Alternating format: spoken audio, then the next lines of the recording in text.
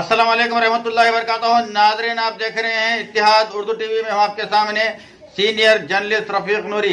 आइए इत्तिहाद उर्दू टीवी के खबरनामे में आपका खैर मुक़द्दम है। आइए देखते हैं आज के खबरों की तफसीलात। नाज़रीन, अगर आपने अभी तक इत्तिहाद उर्दू टीवी को सब्सक्राइब नहीं किया है तो बराए करम सब्सक्राइब कर लें। प्रियंका गांधी 11 फरवरी से यूपी के दौरे पर, लखनऊ में रोड शो करने का खाका तैयार। कांग्रेस की नई जनरल सेक्रेटरी प्रियंका गांधी सूबे की राजधानी लखनऊ से उत्तर प्रदेश के दौरे की शुरुआत करेंगे। ज़राए ने इत्तला दी है वो लखनऊ में रोड शो कर सकती हैं। प्रियंका गांधी 11 फरवरी को लखनऊ आ सकती हैं। वो 7 फरवरी को दिल्ली में मशरक़ी उत्तर प्रदेश के लीडरों से मुलाकात करेंगी। यूपी कांग्रेस ने प्रियंका के प्रोग्राम को आखिरी शक्ल दे दिया है। हिंदू महासभा की जनरल सेक्रेटरी पूजा पांडे गिरफ्तार।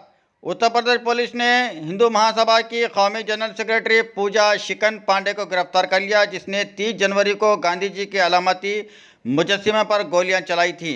उत्तर प्रदेश के तेबाल पुलिस ने पूजा पांडे के साथ उसके शौहर अशोक पांडे को भी गिरफ्तार कर लिया। गोलियां चलाने का वीडियो वायरल होने के बाद 13 अफराद के खिलाफ पुलिस ने केस दर्ज कर लिया था, जिन्होंने गांधी जी के अलामती पुतले पर न सिर्फ गोलियां चलाई बल्कि इसे नज़रआतिश किया था। पुलिस ने क़ब्ल अज़ें 3 अफराद को इस सिलसिले में गिरफ्तार किया था।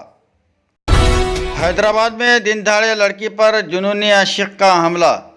हैदराबाद में दिन दहाड़े एक जुनूनी आशिक ने लड़की पर तेज़ धार चाकू से हमला करते हुए शदीद ज़ख्मी कर दिया।